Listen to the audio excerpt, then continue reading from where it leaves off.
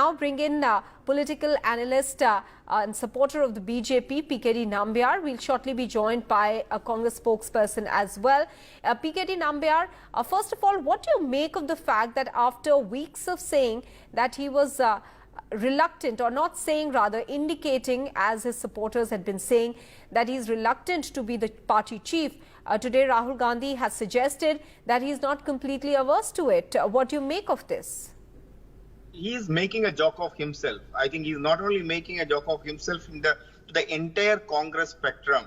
On the one side, in fact, just last week, the KC Venugopal very clearly, before this yatra, one of your journalists only, I believe, that said very clearly that no, the Rahul Gandhi is not going to contest the presidential election of the Congress. Now, I think whether Rahul Gandhi contests or not contesting, it doesn't matter to this country. But at least he need to have another, after even crossing 50 years of his age, more than 3 times or 4 times the MP, he still wanted to know what is the India is all about. He wanted to take a decision. It is like a 12th board or a 10th board grader who wanted to take a career decision. What is he going to do in the next? He will take all these decisions after 150 days.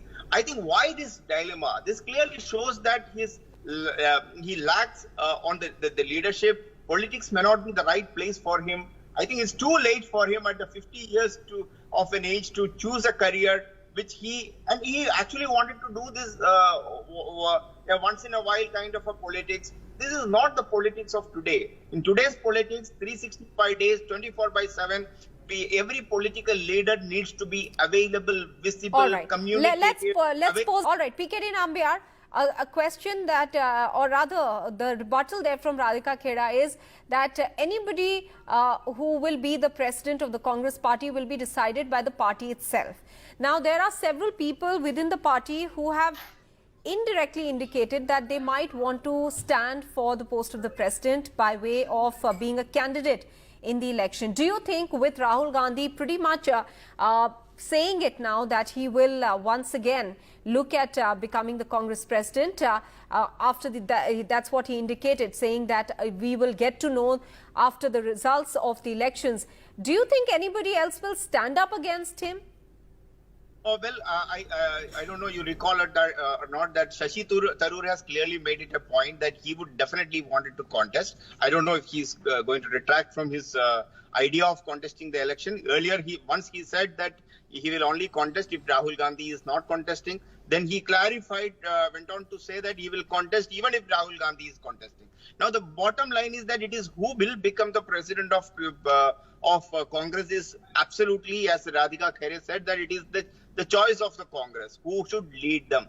But what we all have seen in the UPA 1 and 2 Maha is that they have realized a new form of governing, whether it is party or in the governance, not taking the direct responsibility, which Radhika was very vocal about, taking the responsibility. They never wanted to take the responsibility, wanted to have a dummy president, dummy prime minister who will be responsible for all the action, but the real actions will be done from the number 10 Janpath or maybe from the Rahul Gandhi's home. I think this kind of a politics is not really the one which really exists today.